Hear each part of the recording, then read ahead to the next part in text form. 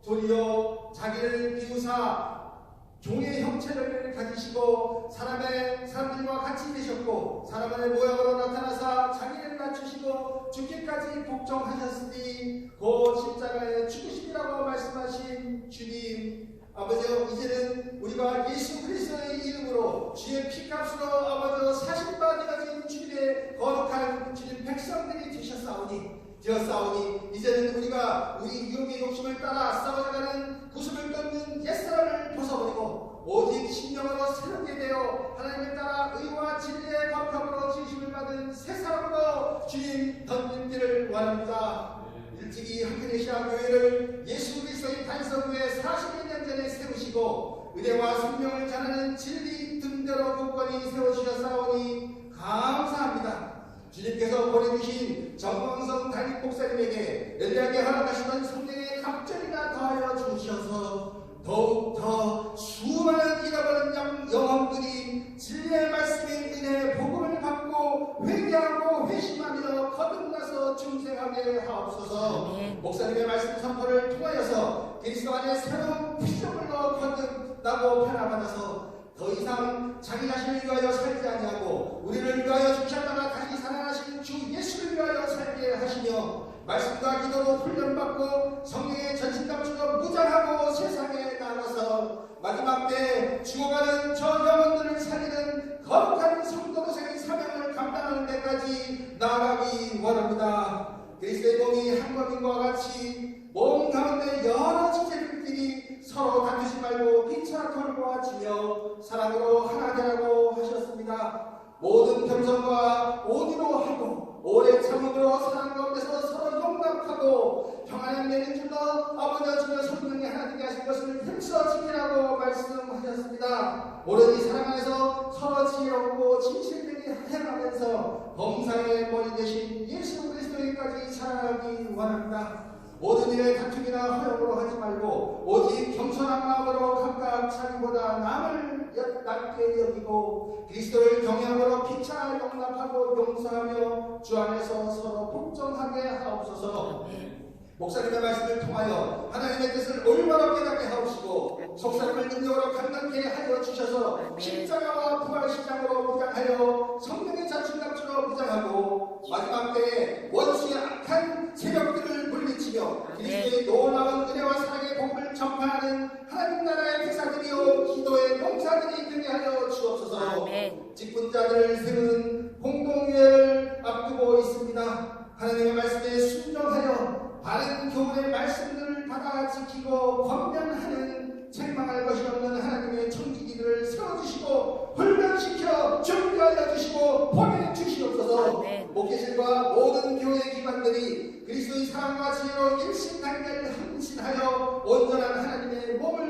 가지셔서 마지막 때에 구원의 방주로서의 사명과 진리의 등대로서의 사명을 온전히 감당하게 하여 주실 줄 믿습니다. 오늘의 예배를 주께 영과 진리로 드려지기를 원합니다. 간구 드리는 기도들과 찬송들마다 기뻐 연락하여 주시옵소서. 존귀하신 예수 그리스도 이름으로 감사 기도드립니다. 아멘.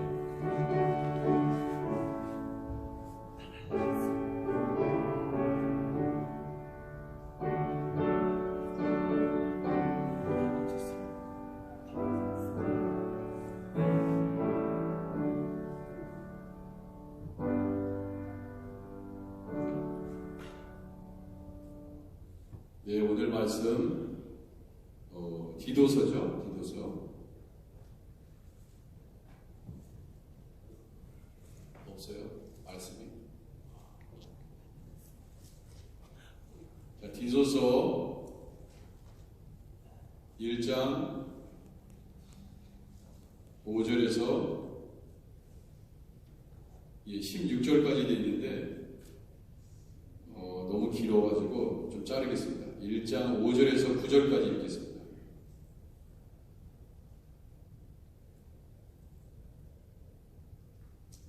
자, 디도서 1장 5절에서 9절 우리 교독하겠습니다. 내가 너를 그레데에 남겨둔 이유는 남은 일을 정리하고 내가 명한 대로 각성의 장로를 세우게 하려 함이니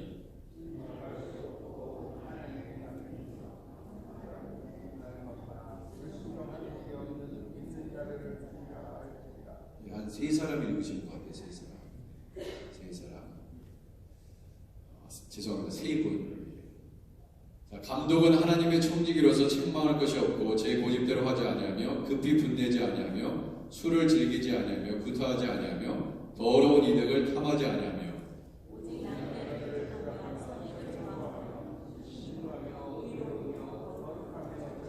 함께 읽겠습니다. 미쁜 말씀의 가르침을 그대로 지켜야 하리니 이는 능히 바른 교훈으로 권면하고 거슬려 말하는 자들을 책망하게 하려 합니다. 아멘. 네, 지난주에 되게 졸리 오셨나봐요. 네, 누가 그러더라고요. 다 자고 있었다고. 그래서 자기 하는 거는 다 설교자의 책임입니다. 앞에 서서. 그래서 제가 이 시간에 이렇게 주무시지 않도록 노력을 하도록 하겠습니다. 그래서 주무시는 분이 있으면은 제가 불러서 호명을 해서 자리에서 일어나셔서 저 뒤에서 잠이 깨질 때까지 뒤에 서 계시다가 들어오셔도 되고 제가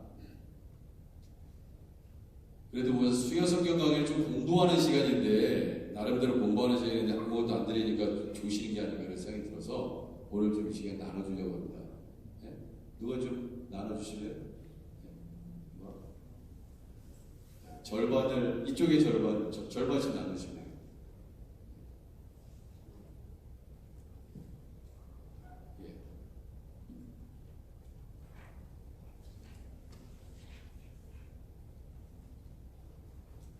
아주 그 제목이 거창합니다. 뭐라고 그랬죠?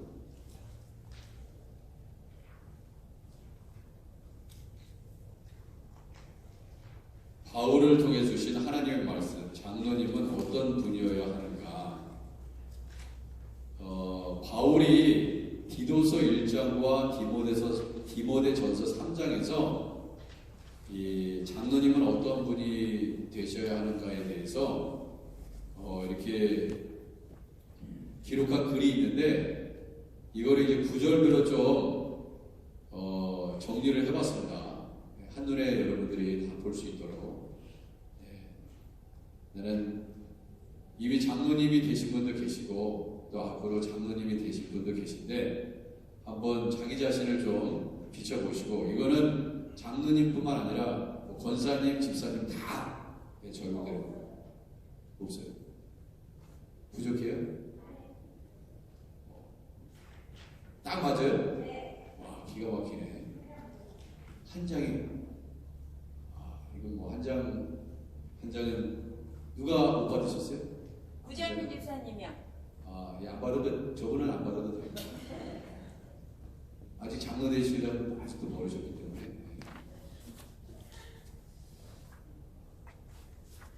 네, 그걸 이제 이따가 마지막 시간에, 마지막 부분에 보게 될 건데, 그거를 이제 참고를 하셔가지고 이렇게 보시죠. 자기 자신의 모습을 좀, 꼭 장로님이 아니시더라도 상관이 없습니다. 어떤 분이 되어야 되는가 하는 거예요. 성경에서 얘기하고 있는 거예요.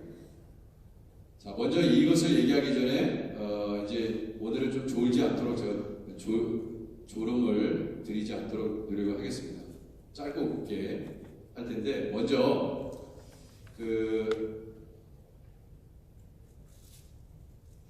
자, 오늘 1장 5절에서 9절 말씀, 지난 시간에 제가 분명히 얘기했죠.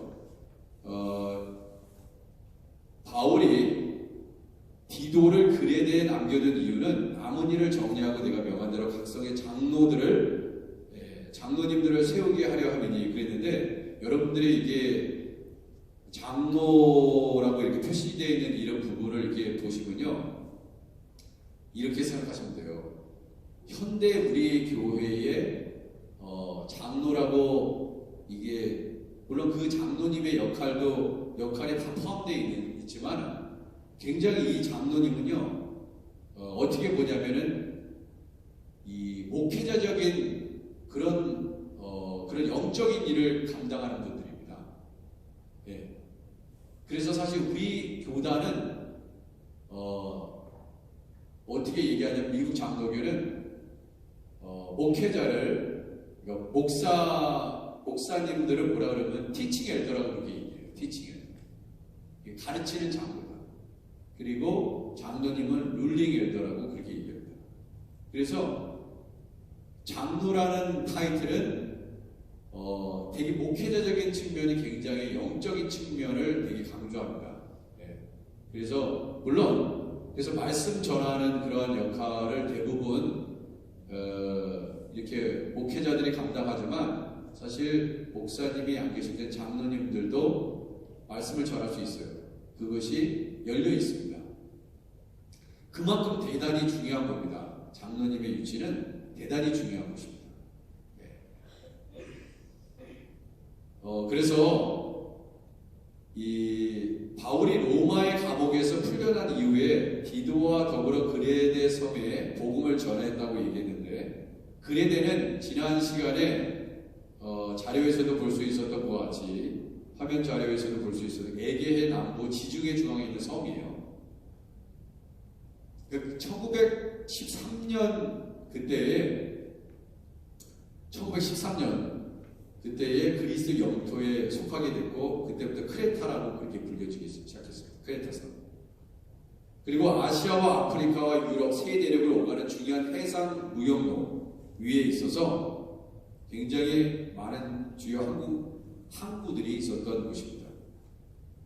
그리고 사실은 좀 여러분들이 좀 기억하시면 좋을 것 같은데, 주전 2세기, 주전이라고 하는 것은 예수님 오시기 전에 2세기에 벌써 로마의 역사가 타키투스라는 사람이 유대인들의 고국으로 여겼을 만큼 유대인들이 이미 많이 사는 섬이었다고 합니다. 그러니까 바울이 복음을 전할 때는 이미 유대인들이 그 크레타 섬에 굉장히 많이 있었다는 것을 알려줍니다. 그러니까 전혀 유대인들이 없던 곳이 아니에요. 그러니까 이미 2세기 전, 주전 2세기서부터 있었기 때문에. 그런데 디도서를 쓸 때 바울의 사역 가운데 어느 시점에 속하는지 분명히 알 수는 없지만, 학자들은 바울이 사도행전 28장에 나오는 대로 로마에서 2년간 가택연금을 당했거든요. 그러니까 여러분, 감옥에 갇혔다는 것은 때때로 이게 가택연금을 포함합니다. 집안에서 못 나오게 만드는 거예요. 그것도 일종의 감옥인데요. 가택연금을 당한 후에 풀려났고, 그 후에 그가 원하는 대로 서반으로 갔는데, 전도를 하러 가기 전후에 어느 시점에 그레데에 갔을 것이다, 그렇게 추측합니다. 그러니까 사실은 이게 역사적인 배경을 잠깐 하는데, 이런 건 여러분들은 분명히 다 까먹을 거예요. 이런 거 기억이 잘 안 남을 텐데, 그래도 말씀드려야 되니까. 바울의 이게 맨 처음에 이 복음이 전해진 것은 아니라고 생각이 드는데, 왜 그러냐면, 그레데 이 지역에 바울에 의해서 복음이 처음 전해지지는 않았을 것이다. 그 근거는 뭐냐면, 오순절 성령 강림 사건을 여러분들이 기억하시면, 그때에 어떤 사람이 있었는지 알아요? 오순절 강림 그 사도행전 2장에 보면은 거기에 사도행전 2장에 오순절 날이 이미 이름에 그들이 다 같이 한 곳에 모였더니 호련히 하늘로부터 급하고 강한 바람 같은 소리가 있어 그들은 안도 온 집에 성령 강림 사건이 있었죠. 거기 보면은 그때에 사도행전 2장 11절에 그레데인과 아라비아인들이라 우리가 다 우리의 각 언어로 하나님의 큰 일을 말함을 듣는도다. 그러니까 그 현장에 그레데인들도 있었다. 그러니까 분명히 뭔가 이런 사람들을 통해서 복음이 그레데에 전해질 가능성도 있을 것이다 하고 생각이 들기 때문에 이 바울이 처음 복음을 전했든지 그것은 확신할 수는 없다 하는 것입니다. 자, 그러면 오늘 디도서 1장 5절에 남은 일을 정리하라는 거 있잖아요. 내가 너를 그레데에 남겨둔 이유는 남은 일을 정리하다. 도대체 남은 일이 뭐냐냐. 근데 남은 일에 대해서 내가 명한 대로 각성의 장로들을 세우려 하라. 남은 일이 각성의 장로들을 세우려 하려 함이니라 이렇게 돼 있구나. 그게 남은 일이구나. 물론 그렇습니다. 그런데 이 개역 한글, 이 우리가 가지고 있는 개역 개정 말고 개역 한글에는 뭐라고 했냐면 부족한 일을 바로잡으라 이렇게 돼 있어요. 내가 너를 그레데에 남겨둔 이유는 부족한 일을 바로잡기 위한 것이라고 그렇게 번역을 해놨습니다. 개역 한글에는. 그런데 이런 의미는 분명히 있어요. 부족한 일을 바로잡으라는 분명한 뜻이 있습니다. 그러니까 개역 한글에 그렇게 번역을 했는데 그런데 그레데의 문서들 당시에 거기에 그 그레데의 문서들을 조사해 보니까 이 남은 일을 정리하다 이런 이 단어의 뜻은 어떤 때 사용하는 거냐면 조약과 법률을 개혁하는 것과 관련해서 쓰이고 있다는 사실을 밝혀냅니다. 이 단어가 조약과 법률을 개혁하는 거예요. 그런 단어를 쓸 때 이 남은 일을 정리하다 하는 그러한 표현이 쓰인다 이거예요. 이게 뭐냐면 그렇기 때문에 이러한 이 단어를 볼 때 이 문장을 볼 때 그레데 교인들이 알고 있는 가르침이나 행동을 뭔가 고치기 위한 그러한 개혁의 임무가 디도에게 맡겨졌을 것이다 하는 것입니다. 뭔가 잘못된 것을 바로잡고 정말 성경 안에서 하나님께서 원하시는 그러한 가르침이 무엇인지를 그 그레데 사람들에게 알게 하는 임무를 디도에게 맡겨 두었다는 뜻이 된다 이겁니다.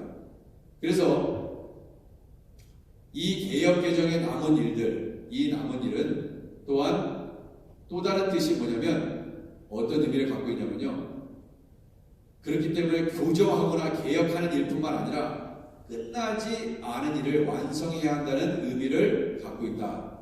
그렇게 이야기합니다. 타 레이폰타라는 헬러어의 의미는 바로 그런 뜻을 갖고 끝나지 않은 일을 완성해야 돼. 그러니까 완성해야 돼. 그러니까 이 그레데의 복음을 전하는 데 있어서 일꾼들을 세워가는 데 있어서 아직도 끝나지 않은 일이 있기 때문에 그 끝나지 않은 일을 완성하는 일을 디도에게 맡겨놓은 거예요. 정말 중요한 일이죠. 아직 끝나지 않았어요. 개혁적인 측면, 여러분 교회도 마찬가지거든요. 여러분 교회에도 뭔가 바로 세워져야 되고 고쳐져야 되고 수정돼야 되고 개혁돼야 되는 부분이 있다는 것입니다. 근데 그러한 굉장히 중요한 일을 디도에게 맡겨놨다는 거예요. 그런데 그 중에서도 잘못된 가르침을 바로잡을 뿐만 아니라 장로님들을 임명하는 일을 마무리하기 위한 일을 디도에게 맡긴 것입니다. 정말 중요한 일이죠. 근데 여러분 이런 성경을 읽으시면 장로라는 말이 있고 감독이라는 말이 있잖아요. 네? 장로라는 말이 있고 감독이라는 말이 있어요. 이건 어떤 차이가 있을까요? 장로와 감독. 감독이라는 말은 감리교에서 많이 쓰죠. 감독. 장로라는 근데 감리교에서도 장로가 있잖아요. 장로의 직분이 있습니다. 근데 왜 이렇게 쓰여질까? 여러분 좀 의문이 가셨죠? 이전에 그런 생각 안 하셨어요?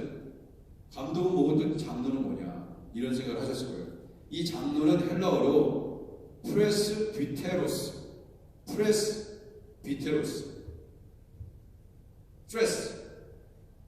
그다음 감독은 헬라어로 에피스코포스라는 단어예요. 분명히 다른 단어인데 이 두 호칭은 그러니까 말하자면 2세기 초까지 교회 지도자를 지칭하는 동일한 칭호였습니다.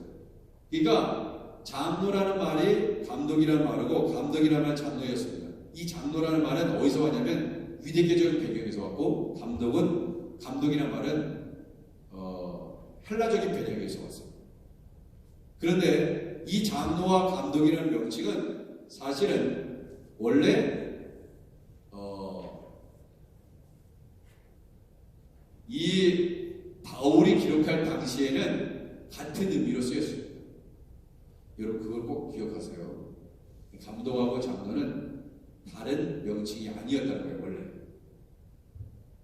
장로란 원래 목회자의 지도자적인 측면을 강조한 용어고 감독은 교회와 성도들을 보살피는 감독하는 목회자의 사역적인 측면입니다. 그러니까 장로라는 말은 대단히 복양적인 의미를 갖고 있습니다.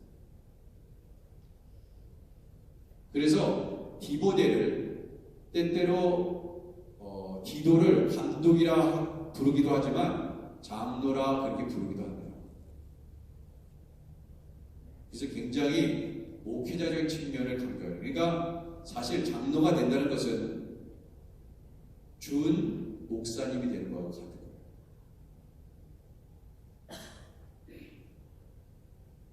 대단히 중요한 것입니다.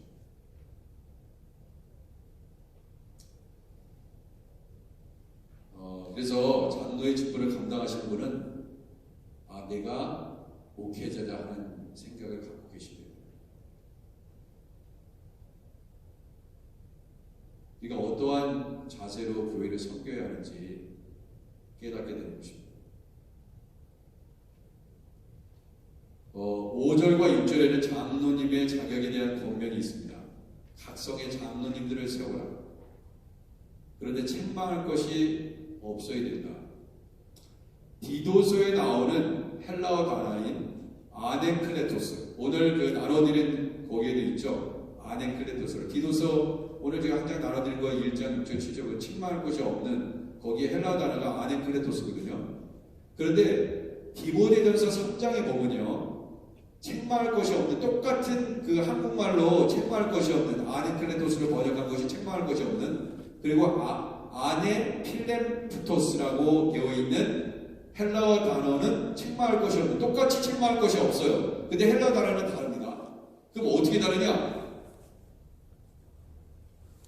두 개의 단어가 다 책망할 것이 없다고 번역이 되어 있는데, 특별히 아네필렘프토스라는 단어는 종말에 관련될 때 종말의 컨텍스트에서 아네필렘프토스가 사용된다는 것을 알게 됐습니다.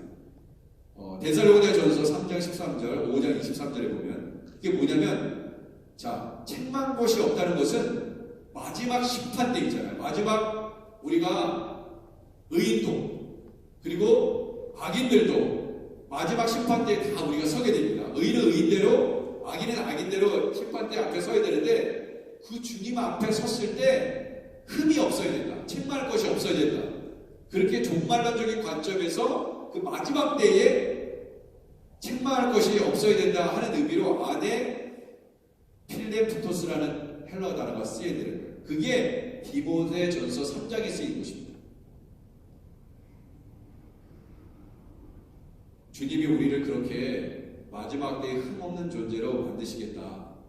그러니까 우리가 주님 앞에 섰을 때 그러한 존재로 바로 서야 된다. 그런 의미로 아네필렘프토스가 사용된다는 것입니다. 그러면 아네클레토스, 지금 디도서에 쓰여져 있는 이 아네클레토스는 비난받을 것이 없는 거예요. 그리고 장로님은 정직해야 하고 수치스러운 일로 흠잡을 것이 없는 사람이어야 된다. 그런 의미입니다. 그러니까 사실 이거는 거의 목회자한테 요구하는 그 정도의 수준에 달하는 얘기를 하는 것이죠. 목회자도 이렇게 되기가 쉽지 않은데 그 정도의 위치에 있는 분들이 바로 장로님의 위치, 자격이다 이겁니다. 그래서 또한 장로님들은 어떠한 분들이 세워져야 되냐면 어떤 분들을 세워야 되냐면요. 그 가정생활을 잘 해봐라요. 가정생활. 굉장히 중요하다는 가정생활이. 그 장로님의 가정을 잘 봐라. 책망할 것이 없고 한 아내의 남편이며 방탕하다는 비난을 받거나 불순종하는 일이 없는 믿는 자녀를 둔 자라야지라는 것입니다. 이것이 장로님이 어떤 분이 세워져야 된다는 아주 중요한 내용입니다. 한 아내의 남편이 된다. 믿는 자녀를 둔 자라야 한다. 그러니까 누가 봐도 저분은 저 정도면 정말 장로님의 직분을 감당할 수 있는 분이다. 그런 가정이 되어야 된다는 것입니다. 한 아내의 남편이라 말은 문자적으로 아내가 한 명이어야 된다 하는 뜻도 되고요.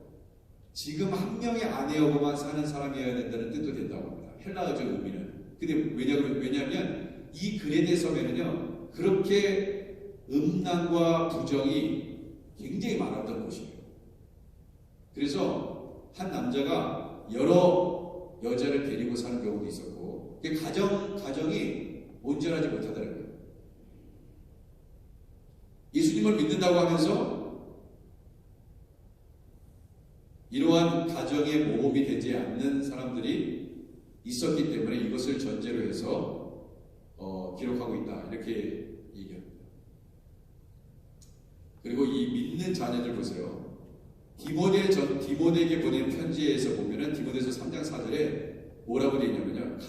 그 가정을 보면 자기 집을 잘 다스려서 자녀들로 모든 공손함으로 복종하게 하는 자라야지.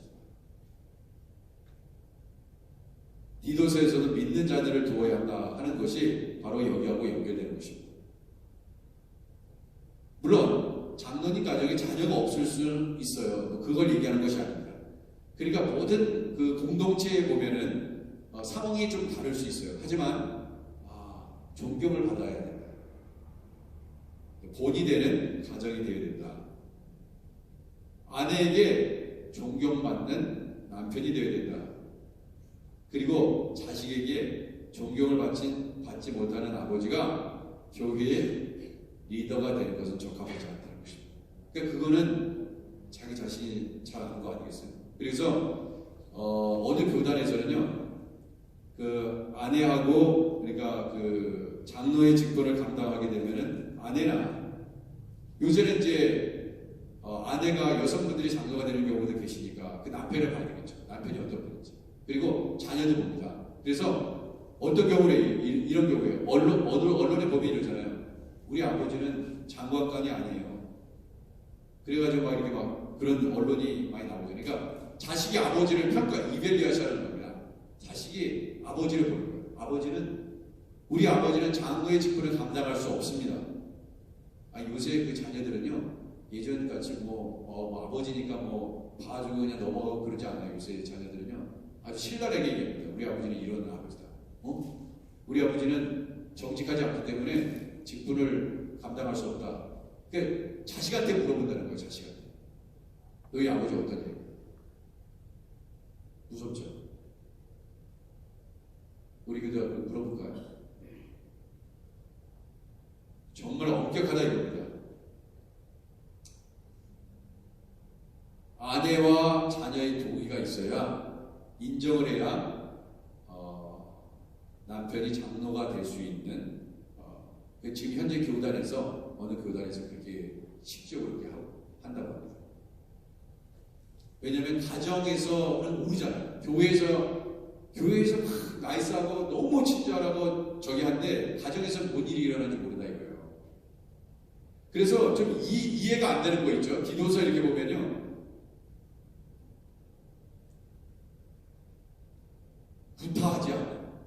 부타하지 않는 이런 것도 있잖아요. 실제로 부타가 일어나고 있다는 가정에서. 근데 교회에서는 모른다 이거예요. 부타가 일어날지 않아요. 모르잖아요. 다 친절해 보이니까.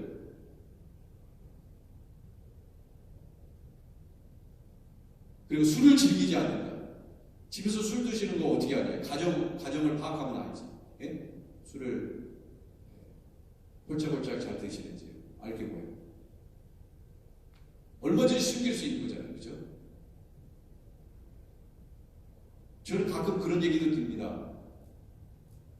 어느 분이 도박장에 있다는 거예요. 도박장에. 아틀란타 시리에. 그분은 어떻게 알게 됐었는지.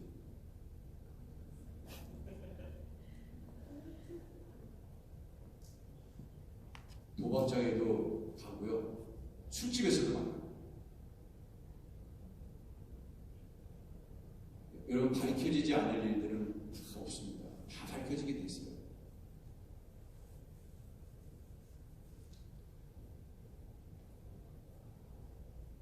이 대단한 수준 아니에요? 대단한 수준입니다, 이게요.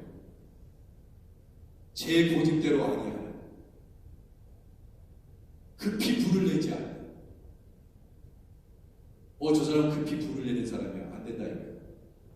대단하죠. 그 더러운 이득을 탐하지 않아요. 뭔가 교회에서 무슨 기득권을 뭘 이득을 취하기 위해서 이런 거. 아닌데 어떤 분은 제가 놀라운 거예요. 예전에 교회에서 어느 교회 장로 해가지고 명함을 만들어 놓고 있잖아요. 비즈니스를 하시는 분이 있어요. 내가 이 교회의 장로님인데 거기다 써요. 그 명함에다가. 그게 뭐예요? 더러운 이득을 취하는 것입니다. 죄송한 거죠. 그것도 당회성이라고 내가 써놨어요. 무슨 교회 당회성이 이렇게 썼어요. 대표도. 근데 그분이 뭐냐면요, 인슈런스 하시는 분이었어요. 보험. 그러니까 나 이렇게 굉장히 위험한 것입니다.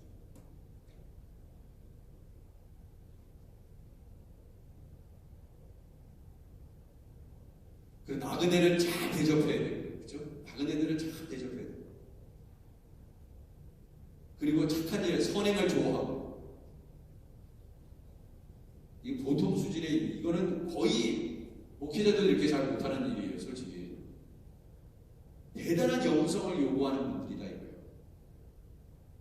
성경은 그렇게 가르치고 있는데, 그래서 저는 이런 생각입니다. 감히, 만약에 우리 교회에서 어느 분이 장로님이 되셨던 간에, 안수 집사님부터 시작해야겠지만, 야, 저 정도 분이 장로님이 되시고, 그러시구나. 아예 그냥, 다른 사람들은 저 정도가 아니면 나는 이걸 할 수 없구나 하는 것을 만들어야 되는데 기준이 굉장히 높다는 것이죠. 굉장히. 이게 아무나 할 수 있는 것이 아니구나.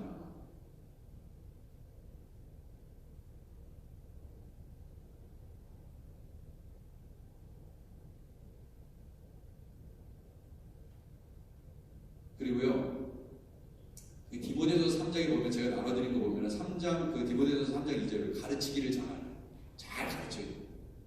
왜냐하면 이 가르치기 잘하는 것은 다시 티칭 엘더에 해당되는 건데, 장로님들은요 잘 가르쳐요. 성경 공부도 잘 인도해요. 그리고 이 미국 장로님 헌법도 잘 강의해요.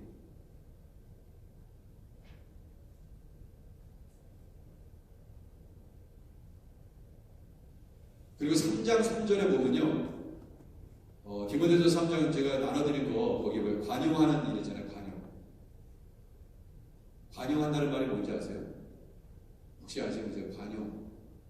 관용이란 말이 무슨 말일까요? 네. 관용한다는 말은요, 남의 잘못을 너그럽게 받아들이거나 용서하는 것을 관용이라고 합니다. 그런 분이 장로입니다. 이건 대단한 영성이 목회자도 잘 못하는 거잖아요. 그죠? 이건 거의 목회자적인 그러한 영성을 요구하는 것이 장로님이시라고요. 그래서 저도 참 부끄러웠는데, 여기에 그 감독은 하나님의 청직이다. 하나님의 디도서 1장 7절에 보면 감독은 하나님의 청직이로서 책망할 것이 없고 그랬잖아요. 바울은 장로님에 대해서 프레스비테로스에 대해서 말하다가 갑자기 감독, 에피스코포스라고 감독이라고 부르고 있습니다. 갑자기 장로에게 감독이 그러면 이게 따로 되는 것이 아니라 장로이고 감독이라는 얘기예요. 그 왜 그러냐면요. 제가 왜 그 근거에서 장로가 바로 감독을 얘기하는 것이다. 왜 그렇게 얘기하냐면 사도행전 20장 17절에 보면 바울이 일레도에서 사람을 에베소로 보내어 교회 장로들을 청합니다. 장로들을 통해요. 자, 분명히 장로들로 되어 있는데 막 얘기하다가 여러분들 이렇게 하십시오 저렇게 하십시오 막 이렇게 얘기하다가 결론을 어떻게 얘기했느냐 사도행전 20장 28절에 여러분은 자기를 위하여 또는 온 양떼를 위하여 삼가라. 성령이 그들 가운데 여러분을 감독자로 삼고 있어요. 그러니까 장로님이 감독자예요. 똑같아요.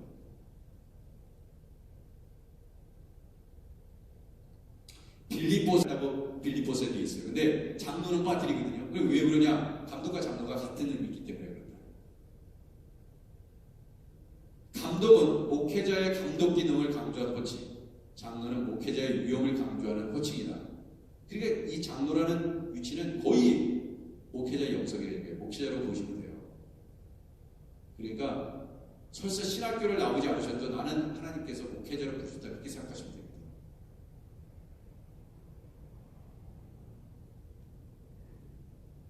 장로 위에 감독을 세워서 장로와 감독을 구분하게 된 것은 주후 110년경이라고 합니다.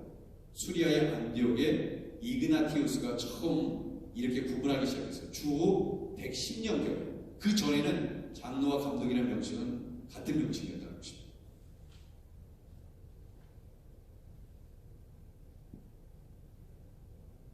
그래서 장로님은 세상 조직의 어떠한 권력도 아니고 하나님의 청직이다. 그렇게 얘기합니다. 하나님의 청직. 그것은 장로의 직분이 영적인 권위를 강조하기 위한 것이다 하는 것입니다. 자, 여기 좋으신 분 없었죠? 네, 더 이제 제가 좋은 얘기를 하나 들려드릴게요. 이거는 뭐냐면 제가 이런 얘기해서 너무 죄송한데 목사님 제가 이 얘기해서 죄송한데 한 예입니다. 기독교 TV에서 포항중앙교회 서임중 목사님이 설교 중에 한 예를 들으셨는데 포항중앙교회 서임중 목사님 정말 되게 유명하신 분이래요. 저는 잘 모르겠는데 굉장히 큰 교회고 근데 이분이 어떠한 얘기를 했냐면 목사님하고 장로님들의 사이가 얼마나 그러니까 장로님들이 목사님을 되게 사랑하는 그런 예화를 드신 거예요. 실제 예를 들었어요. 어느 정도로 사랑했는지 한번 보세요. 저를 그렇게 사랑해 달라고 그런 게 아니고 여러분 좋으시는 것을 방지하기 위해서 왔습니다. 이거보다 더 저를 사랑해 주실 것을 믿습니다. 저는.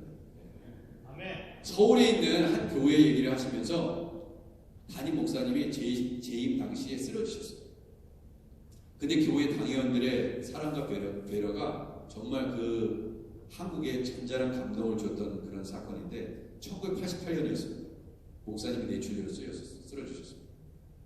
3년 동안 말 한마디를 못하셨어요. 뇌출혈로 쓰러졌어요. 몸은 절반만 사용되고 불구가 되어버렸습니다. 굉장히 유명한 목사님이에요. 전 누군지는 모릅니다. 가족도 알아보지 못하는 치명적인 기억과 모든 의식도 잃어버렸습니다. 얼굴은 뒤틀려 가가지고 의사도 돌아올 확률이 없다. 진단을 내려버렸습니다. 이렇게 되면 어떻게 돼요? 포기해야지. 그런데 그 교회 장로님들이 포기하지 않았다.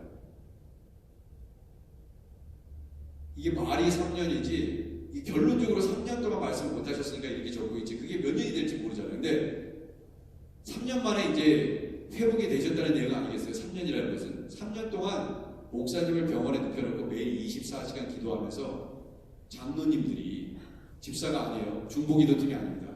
장로님들이 매일 24시간 기도하면서 조를 짜서 병원을 출근을 합니다.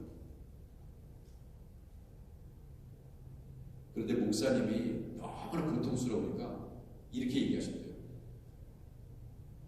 스스로 견디기 어려워 죽고 싶다. 목사님. 그랬더니 그 장로님들이 그 목사님을 붙들고 이렇게 말했다고 합니다. 목사님, 그렇게 죽고 싶은 것이 소원이시면 저하고 손잡고 한 번이라도 일어섰다 죽으십시오. 그렇게 하면서 강권하여 담임 목사를 이게 저는 무슨 이게 완전 바뀐 거 아니에요? 장로님이 더 목사님 같은 거잖아요. 이분은 이 장로님들은 목회자의 수준을 넘어선 장로님들입니다. 제가 볼 때 목사님은 죽고 싶다고 얘기하고 장로님들은 뭔 소리냐. 그래서 조를 짜가지고 장로님들이 조를 짜서 3년을 뒷바라지를 했다는 거예요. 어떻게 하면 우리 목사님 회복시켜요?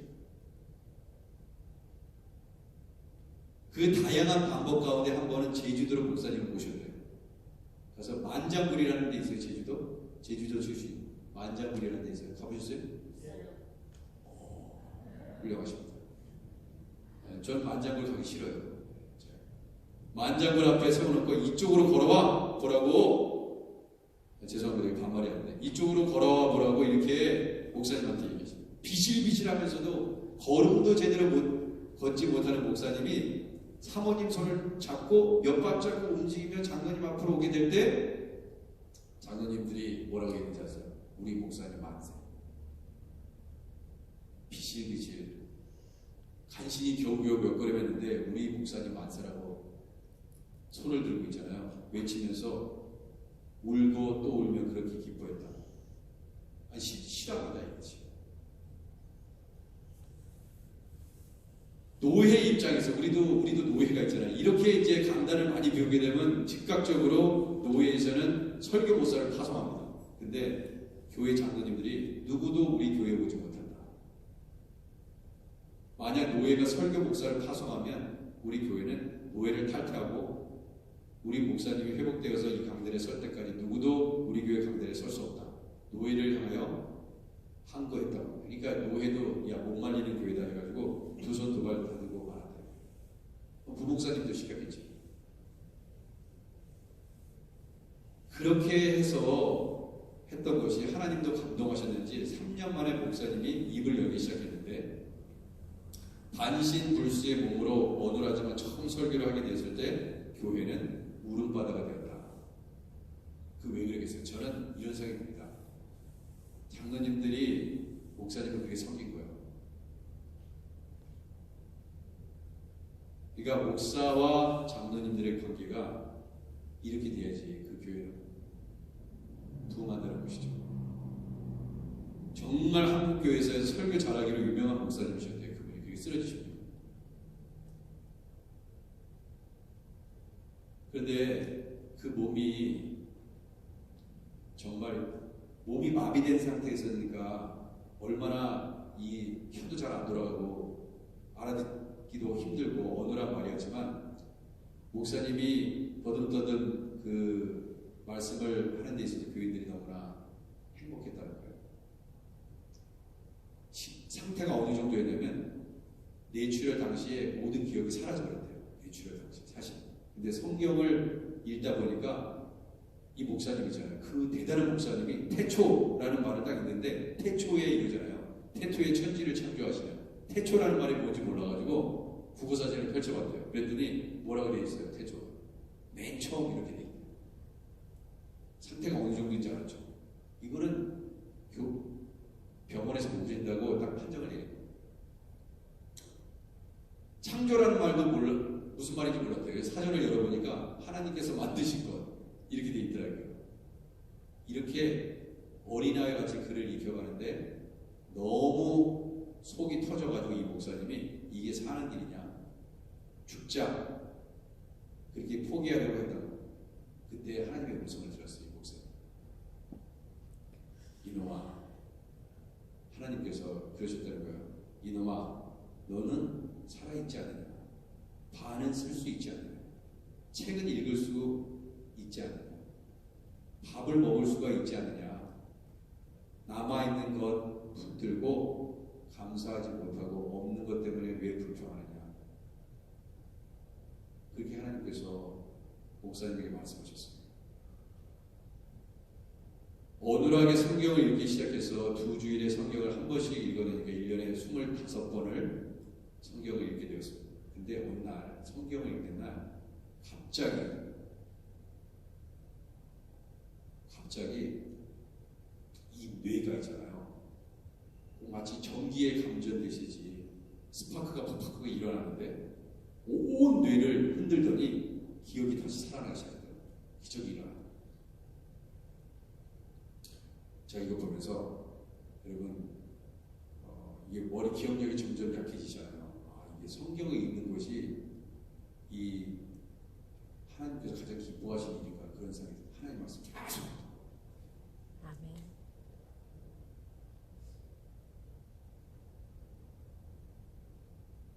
잃어버렸던 모든 기억이 다 어느가 다 회복되고 그래요.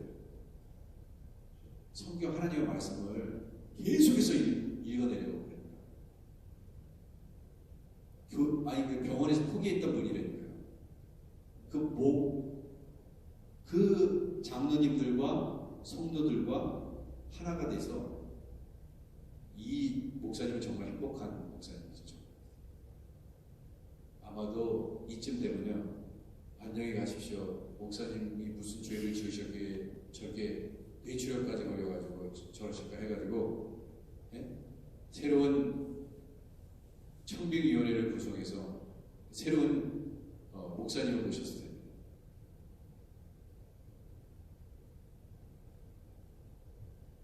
대단한 거 아니에요? 참 놀랍습니다. 이것이 어떤 거냐? 훌륭한 장로님들이 계셨기 때문에 그렇습니다. 어떤 일이든 마찬가지예요. 이게 목사님에 대한 거지만 어떤 교인일 수도 있고요. 그 누구일 수도 있다 이거예요. 이 교회는 목사님보다 장로님이 더 훌륭한 교회입니다. 하나님께서 찾으시는 장로님의 모습이 이런 게 아닐까. 그리고 새로운 예배당을 건축했는데 쓰러질 때, 이 목사님이 쓰러질 때 그 교인 수가 1,500명이었대요. 근데 3년 동안 목사님이 설교를 안 하니까 당연히 교인 수가 불어나지 않았겠죠. 그래서 3년 동안 교회가 침체되어 있었습니다. 그래서 목사님이 이제 새롭게 회복되셨으니까 이제 3년 만에 교회가 배가 해달라고 그렇게 기도했는데 정말 3년 만에 3,000명으로 부흥을 시켜주셨다고.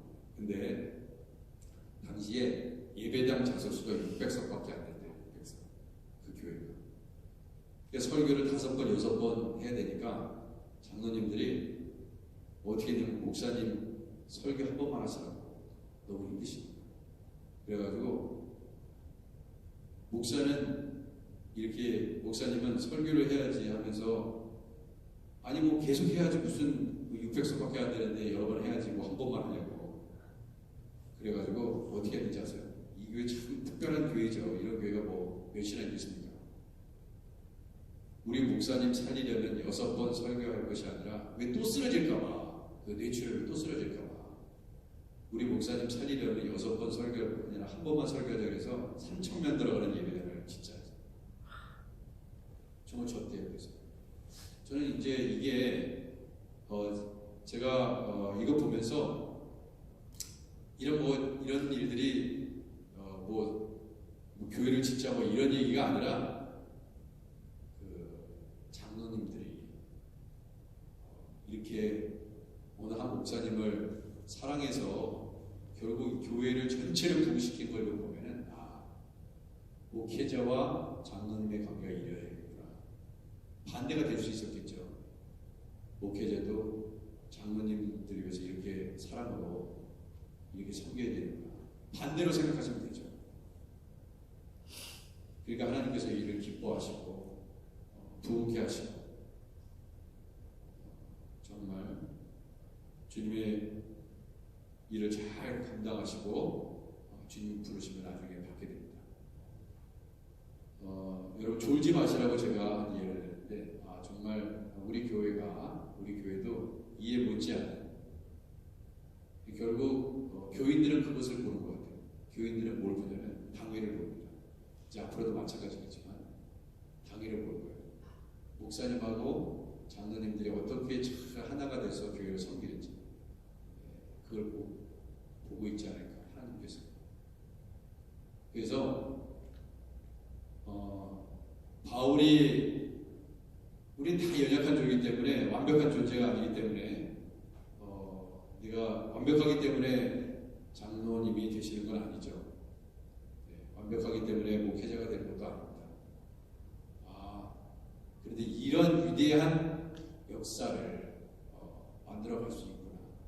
뭔가 우리 하크데시아 교회도 그러한 모습으로 안수 집사님들이, 권사님들이, 집사님들이 어떤 분이든지 좀 이러한 감동적인 일들을 통해서 우리 교회가 다시 한번 부흥의 도약을 만들어가는 귀한 은혜가 넘치는 교회, 정말 존경받는 장로님들, 그러한 장로님들이 풍성하게 세워지는 교회 되기를 주님의 이름으로 축원해드립니다.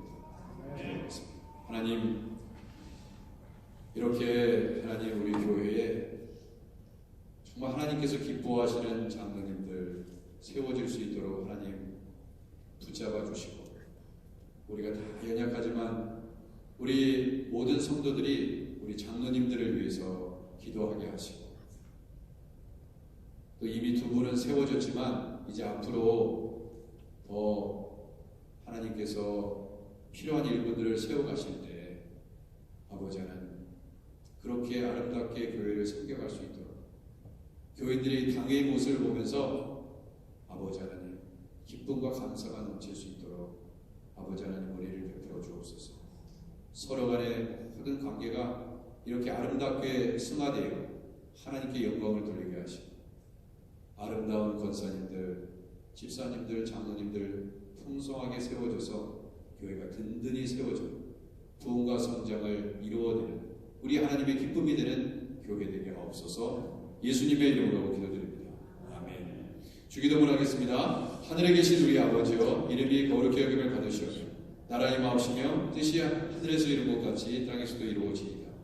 오늘날 우리에게 일용할 양식을 주옵시고, 우리에게 죄 진 자를 사하여 줄 것 같이 우리 죄를 사하여 주옵시고, 우리를 시험에 들게 하지 마옵시고 다만 하게서 구하옵소서.